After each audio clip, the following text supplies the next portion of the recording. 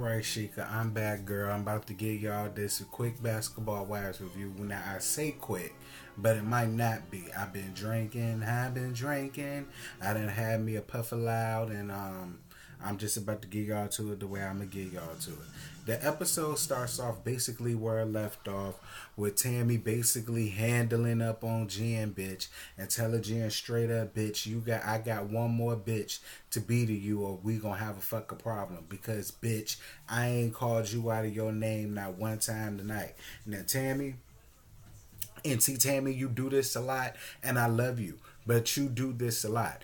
You did call her out of her name, probably more than the one time that we heard you call her when she spoke to you directly. So I'm really not here for you trying to get all up in your feelings because you feel like it's okay to run around calling people bitches, but you getting upset because she called you a bitch. Now, don't get me wrong. I kind of do understand why you would get upset, because Jen is a pussy ass hoe. So for her to walk around here calling people bitches, I can understand you being in your feelings about it. But you really ain't got no right to be in your feelings about it, because you called that girl out her name way before she decided to call you a bitch. That's just no tea, no shade. I'm a fair bitch. I don't rock with Jennifer at all. I'm just gonna be honest and tell you, in case you did not know, you called her out of her name first. That's it, and that's all. Um, Jennifer, Jennifer, I find it really funny at how you did not come with receipts, but to show up with pepper spray. And matter of fact, Jen, I'm gonna save you for last. I'm gonna save you because, bitch, the read I'm about to give you, I'm probably gonna upset a lot of people, because I know it's a lot of my folks like Jennifer for whatever reason, but bitch, I don't give a fuck. I don't like that hoe, and I'm gonna tell her exactly what the fuck I think at the end of this video. Anywho, Jackie's PSA, I thought that was really, really great. I thought, you know what? I'm gonna say this. I'm very proud of Miss Jack Attack. She has not been involved in any type of bullshit, none at all this season. It is a first for her. Congratulations, Miss Jackie. I want you to be the best JC. Excuse me. I want you to be the best JC that you can be. And if that means keeping your hands full, doing other shit to keep you out of the drama and bullshit, I'm all here for that, Jackie, because you another one of my favorites, and I want you around. You don't need to be having a fucking stroke trying to run around here dealing with these young girls. Ain't even worth it. Malaysia was really touched that she dedicated that the PSA to her brother. I'm really glad that Malaysia is starting to get over what happened to her brother.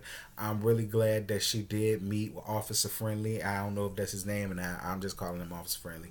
I'm really glad that she met up with him, and she had the chance to see that he's normal. He's a regular human being just like she is, and not every. I hate the fact that we see a lot of ignorant cops, and we see a lot of fuck shit that cops do, and it's really good to see that and to know that the good ones are speaking out. They're speaking out, they're coming forward, they're getting in the communities, and that's what we need right now. So I really enjoyed Officer Friendly. I hope we get to see him again.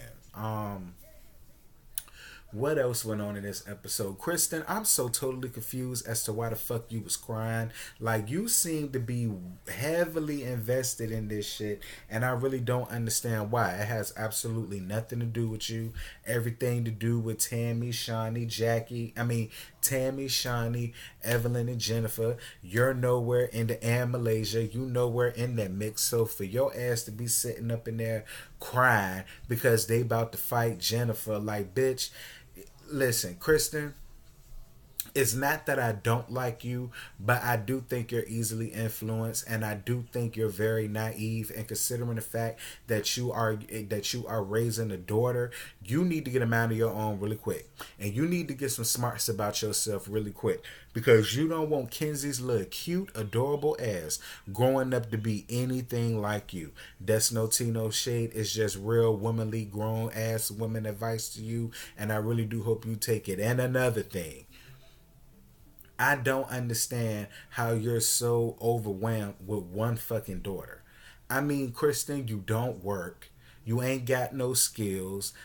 I doubt you even a college graduate. You don't even work from home. You ain't got no businesses. I mean, you don't do shit, mama. So how can you be so overwhelmed with one kid? Bitch, I know hoes that got 4 kids all lined up right behind each other, and they're young. They work, they go to school, they take care of the house, they cook, they clean, they fuck they man, they have more babies, this, that, and the third. So I'm just not with you with this whole privilege, spoiled, pampered little princess. Oh my God, this is so much work. I don't go to work. I just be at home and I'm a housewife and this baby is just some girl. Bye. Get out your feelings, Kristen. Listen, I honestly think that was nothing more than just you trying to have a little filler scene.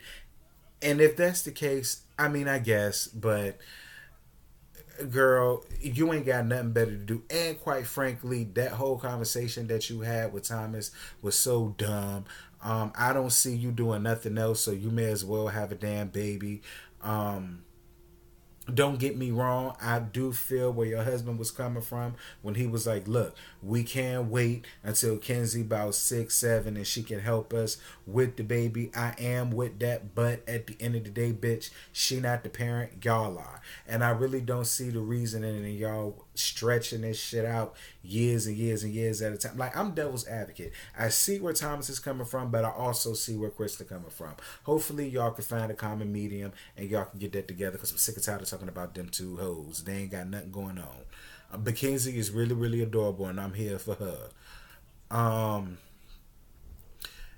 Evelyn, Shawnee, and Malaysia go to sit down and have another little ponderostas with her ass, and they was basically telling her how Jennifer almost got her ass tagged, pepper spray and all.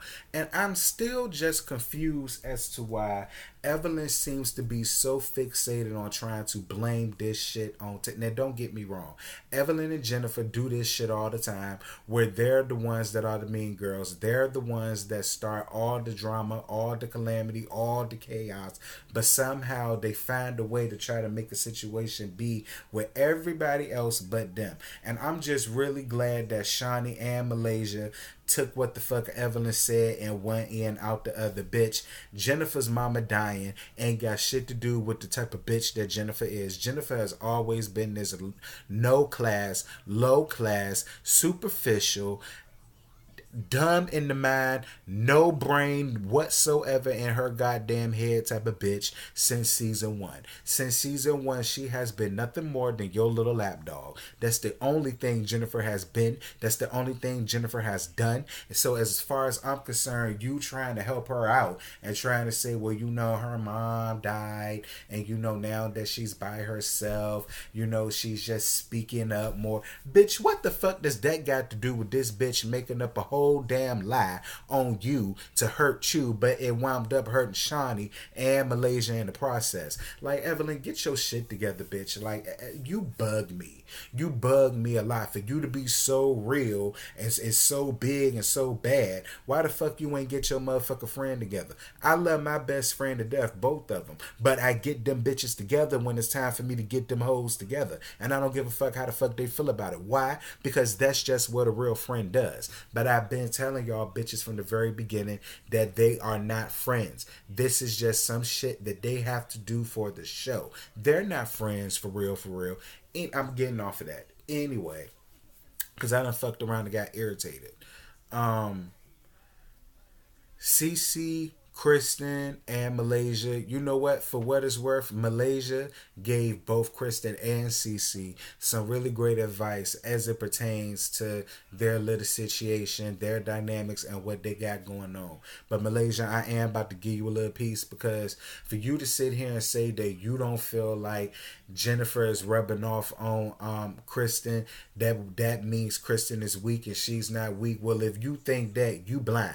I'm not gonna call you dumb because I love you, Malaysia, and I'm not gonna give you much at all. I'm just gonna call you blind, because bitch, even an idiot can see the type of fuck shit that Jennifer got going on and the type of fuck shit, man, punk bitch that Kristen ass is. Listen, now don't get me wrong, I'm with you. I do not think that Jennifer is the whole sole reason why all of this shit is going on. I do think there is some other underlying issues that has been going on that CeCe swept under the rug, but this shit was the straw that broke the camel back for CeCe. And I really can't say that I blame her. And quite frankly, it is not up to CeCe, none at all whatsoever, to reach out to Kristen. It's not. This shit all lies with Kristen, because Kristen is the one that decided to turn against her friends and her family to be a part of the Mean Girl crew. So, and as much as I love you, Malaysia, and I always can follow your logic, but as far as that shit goes,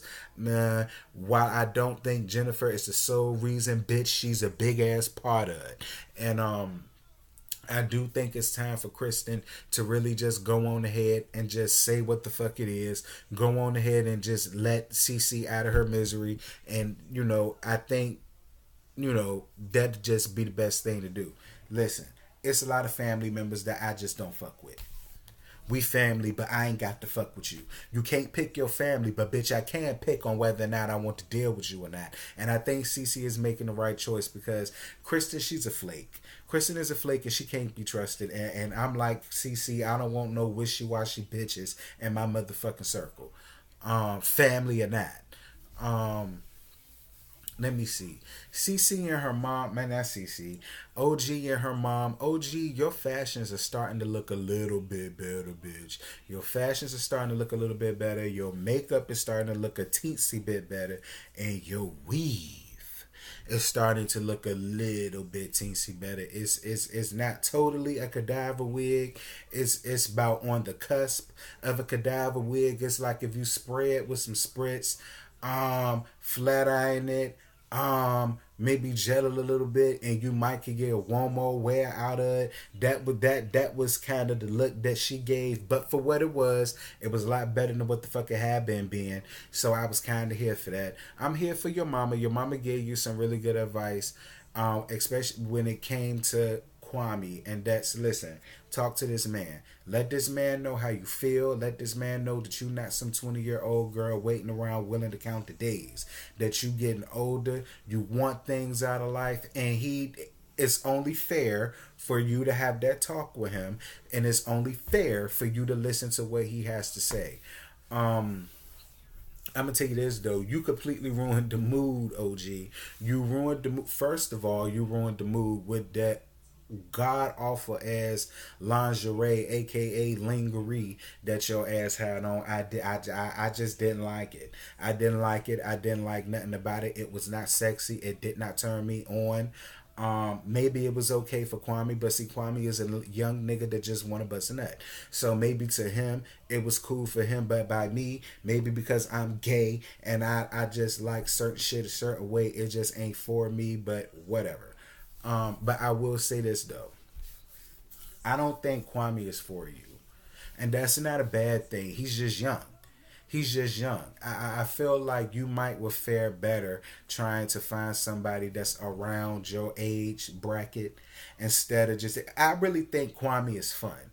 You know what I'm saying? And that's okay if you just want to have fun, but you can't place lifetime expectations on a nigga that's just for fun. I mean, and I'm just being real. That's basically what he's showing you. He'd rather travel around the world and instead of being down here with you, starting a family, trying to find a D-League team over here to play for. So as far as I'm concerned, OG, you might need to go out and find you an older man like Malaysia and Jennifer got going on.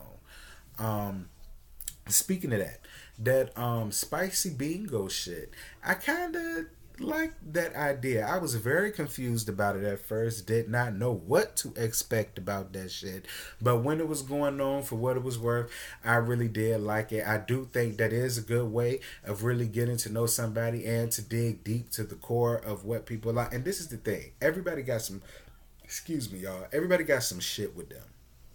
Everybody got some shit with them. Ain't nobody perfect. And I think that's the reason for the spicy bingo, to give a person flaws and then you get the chance to know them once you know they flaws. I think it's that kind of thing. And there's nothing wrong with that. I enjoy that. I probably wouldn't mind doing that. Granted, my nasty slutty ass will probably be fucking somebody by the end of the night, dropping on my knees and slobbing that goddamn knob. But bitch, you know that's just what we do in the community. But that's none of y'all business. It's my business. Moving on.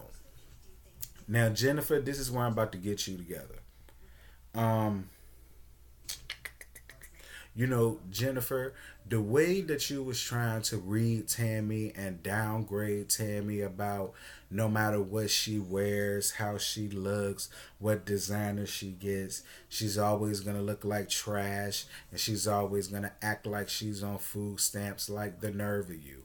Like, Jennifer, you was sitting there giving those insults as if you're Jen PhD MD, as if you're Jennifer Williams and Associates, attorney at law, as if you're Hair by Jennifer, nail and weave bar, nail and weave salon. Like, Jennifer, the only thing you did was lay your giraffe looking leg ass down with that ugly ass, bald headed ass, big lip ass man with a big ass mosquito bite on his forehead. But you got the nerve and the gall to sit up here and try to just completely downgrade another woman. Like, and the thing about it is,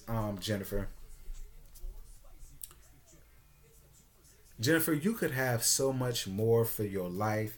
You can have so much more positive people than what you have. You can actually have a good, stable relationship if you just calm the fuck down, get out your bag, and get off this big ass high horse that you built for yourself. Like, I don't understand how bitches who lay down with these damn men, get pregnant with them, get married to them, divorce them, living off their money, but then you want to sit around and try to downplay another female, whom, by the way, got her shit on her own, because she really did. When she divorced Kenny Anderson, she did not have shit to her name, but the shit that she came there with.